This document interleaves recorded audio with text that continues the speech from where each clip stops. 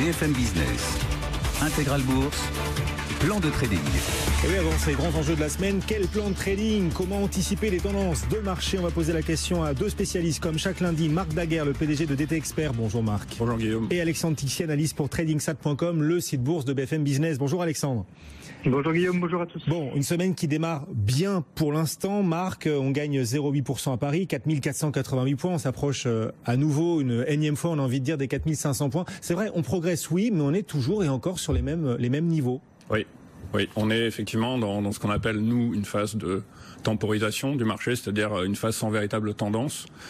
C'est des phases qui sont extrêmement difficiles et pénibles à gérer, puisque, comme vous l'avez dit, là, sur la semaine qui vient de s'écouler, par exemple, le CAC a pris 1 point sur toute la semaine. Donc ça veut dire qu'effectivement, on est dans un marché sans véritable tendance. Les volumes confirment ce manque de tendance, puisqu'ils sont pas non plus encore extrêmement fabuleux. On tourne autour des 3 milliards de volume en général.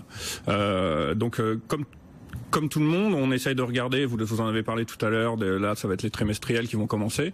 On essaye d'avoir des points de repère pour essayer de jouer des tendances à court terme. On a le sentiment qu'il faut faire feu de tout bois dans ces marchés en fait.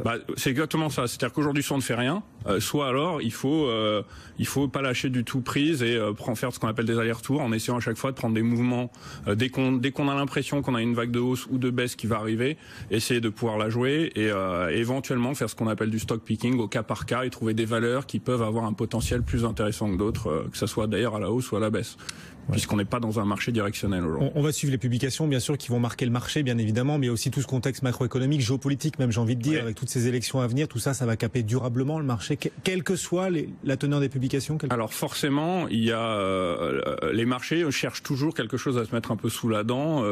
Alors quand c'est pas la politique des banques centrales avec les taux ou les quantitative easing, comme vous en avez parlé également tout à l'heure, ça peut être effectivement des élections. Je pense aussi qu'il faut pas non plus trop attendre de ce genre d'événement-là. C'est des choses qui sont souvent un petit peu pricées, il va y avoir des sondages, et d'autant plus, j'allais dire ce qui est encore plus marquant, c'est que même une surprise dans les sondages, comme on l'avait vu avec le Brexit qui avait généré vraiment une baisse phénoménale pendant 2 jours, c'est très vite trouvé absorbé dans la foulée, sans qu'on sache vraiment pourquoi. Donc toutes ces choses-là font qu'on est sur un terrain miné, il faut faire attention. Je pense effectivement qu'il n'y a pas de grande stratégie très claire à avoir aujourd'hui sur du moyen long terme, mais encore une fois, au cas par cas, on peut parfois réussir à trouver des coups à jouer. C'est ce qu'on essaie de faire ici avec vous dans le plan de trading, notamment en essayant de trouver des petites pépites entre guillemets. À moyen terme, si on regarde un peu plus loin, à moyen terme, la pente, vous la voyez baissière ou haussière? Moi, je continue de rester prudent et à moyen long terme, je la vois plutôt baissière pour l'instant.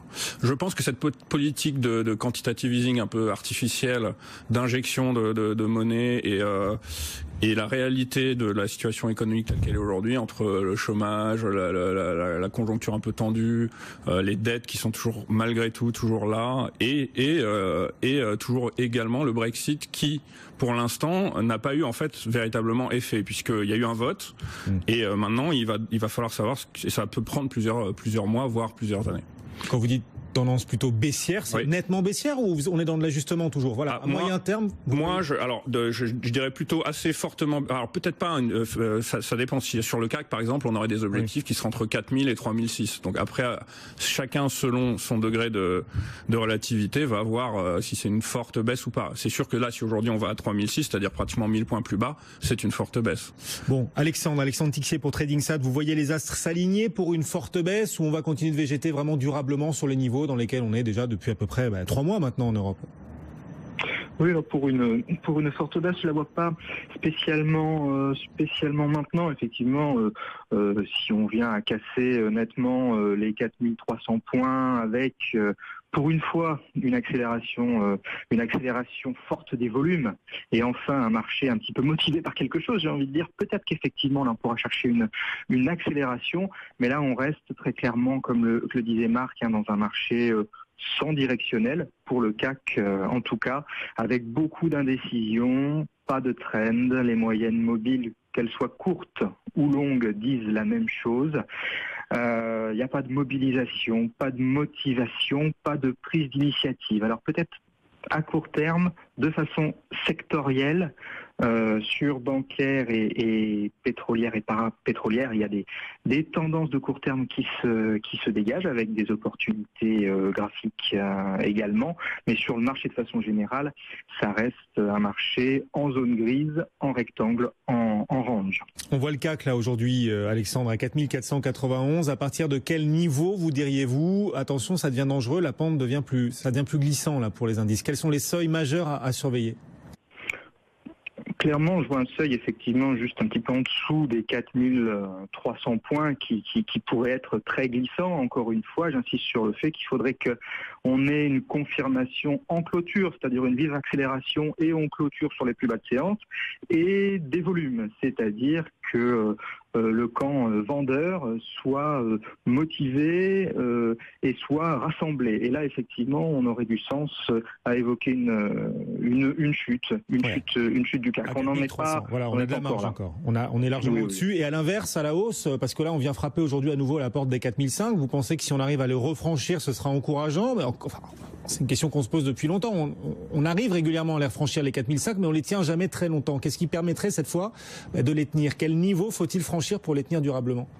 Alors au-delà des niveaux, parce qu'on peut franchir des niveaux sans que ce soit significatif, je le répète par rapport au volume, au-delà des niveaux, ça va vraiment être l'observation des volumes qui va être intéressant, notamment quand on aura plus d'éléments sur ce que veut faire la BCE, qu'on aura un petit peu plus de concret sur ce que veut faire la Fed. Là, on a quand même des probabilités de hausse des taux qui restent très significatives pour l'échéance de décembre, aux alentours de 65%. Et même si le rapport mensuel sur l'emploi était un petit peu décevant, entre guillemets, les États-Unis restent proches du plein emploi, c'est pas la Suisse, mais ça reste proche du plein emploi. Effectivement, là, le marché, finalement, il garde un petit peu la tête froide, malgré tout ça, même s'il n'a pas des éléments particulièrement clairs et concrets. On évoque l'hypothèse d'une normalisation progressive de la politique monétaire de la BCE et le marché ne chute pas. Et c'est cette attitude, au-delà d'un niveau de franchissement à la hausse, qui me paraît intéressante et qui me permet, si j'avais un sens à donner à court terme au marché, qui serait légèrement haussier.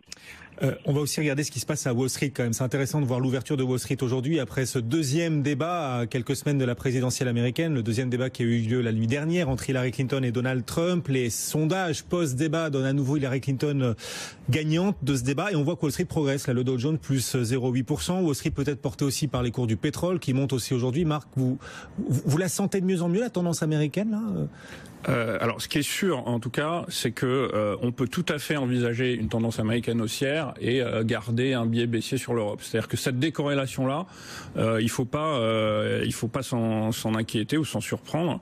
C'est arrivé par le passé et très souvent les États-Unis ont toujours un temps d'avance, que ça soit des retournements baissiers qui arrivent un peu plus tard ou des rebonds qui arrivent un peu plus tôt.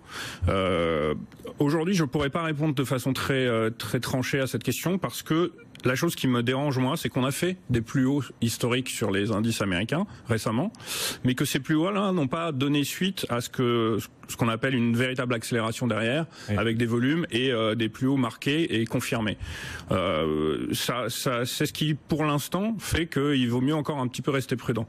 Et de toute façon, là, vous l'avez dit, il y a encore les élections qui vont arriver. Je pense que tant que tout ça n'est pas derrière eux, je pense pas encore que les États-Unis aillent véritablement marquer quelque chose. Entre l'élection, la Fed en décembre, qui devrait hausser ses taux, je pourrais pas me prononcer de façon très franche là-dessus. C'est pas forcément de Wall Street que viendra le relais, peut-être à suivre plutôt les publications, on le disait, qui vont démarrer cette semaine, qui pourraient apporter un moteur supplémentaire au marché. Puis, Alexandre, le pétrole qui monte à nouveau aujourd'hui. La Russie annonce qu'elle est prête à réduire à son tour son offre de pétrole. C'est Vladimir Poutine lui-même qui le dit. On a des cours du pétrole, du coup, qui progressent plus de 53 $ cet après-midi pour le baril de Brent. On est quand même sur une tendance franche là pour le pétrole. Oui, effectivement, 53 sur le Brent. Je regarde également un autre indicateur qui est le brut léger américain qui est au-dessus d'une barre symbolique, lui au-dessus des 50 $.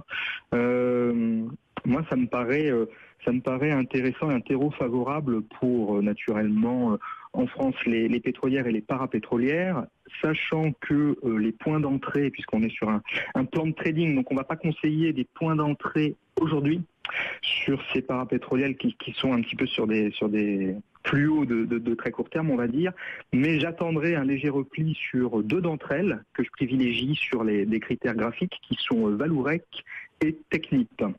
Alors pour Vallourec, je vais privilégier une entrée très légèrement au-dessus des 4,20 € pour aller chercher les 5,05 € sous les plus hauts du 7 mars. Alors au niveau carnet, on adaptera un petit peu ça, voire aller chercher un objectif sous les 5 € à 4,99 €. On placera un stop sur rupture de la moyenne mobile à 10 jours. Pour Technip, j'ai envie d'attendre également une entrée un petit peu plus favorable vers les 56,40 €. Et chez un titre qui est très intéressant pour sa capacité à terminer régulièrement sur ses plus hautes séances avec des volumes. On en parlait sur le marché, il n'y en a pas, mais sur un certain nombre de valeurs, il y en a et c'est très intéressant à analyser graphiquement. Des volumes puissants et notamment sur les phases d'accélération haussière, donc ce qui donne du sens à ces phases-là.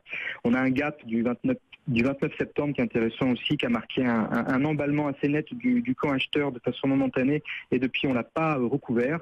Donc on gardera ce titre, je rappelle Technip, tant qu'il cote en données de clôture au-dessus de sa moyenne à 20 jours. Technip et Vallourec, donc pour surfer cette hausse qui se poursuit aujourd'hui des cours du pétrole, vous la sentez durable cette hausse, Marc? 53 $ sur le Brent, on franchit des seuils importants là? On est sorti ce qu'on appelle un triangle de continuation chez nous en termes techniques et le prochain objectif, la prochaine résistance majeure, mais vraiment résistance de long terme là qu'on a nous chez DT Expert, elle se trouve sur les 58,5 $ sur le Brent évidemment. Bon. Donc au-dessus de cette valeur là, ça veut dire quand on dit résistance solide de long terme, c'est-à-dire qu'au-dessus des 58,50, on repasse fortement haussier sur le pétrole. Alors Alexandre nous disait à l'instant que côté valeur, il recommandait l'achat, pourquoi pas sur les petites phases de baisse quand même. Technip et Vallourec, vous, quelles sont vos valeurs favorites là, quitte à jouer des... Alors moi j'ai sélectionné 2 valeurs également, une à la baisse et une à la hausse. Donc à la baisse, j'ai sélectionné EDF. Alors EDF, c'est un titre qui fait beaucoup parler de lui, c'est un titre très populaire chez nous en France, qui est beaucoup suivi.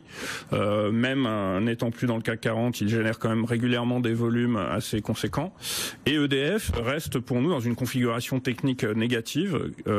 Alors déjà, ça fait un moment que le titre est relativement faible et que la valeur baisse. Aujourd'hui, je pense effectivement que on est en train de sortir d'un triangle là encore, qui est ce qu'on appelle chez nous une figure de continuation. Ça veut dire quoi? Ça veut dire qu'on va en sortir dans la tendance dans laquelle on était avant d'y rentrer.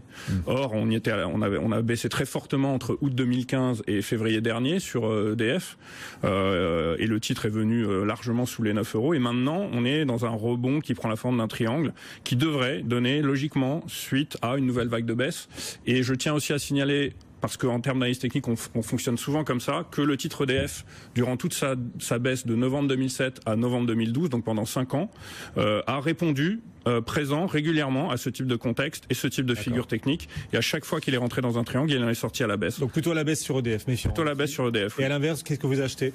Alors on achète. Alors là, on a en termes de money management, on a trouvé une valeur qui nous semble intéressante parce qu'elle est proche d'un très fort support, même si elle a un peu souffert ces derniers jours. Il s'agit d'Air Liquide.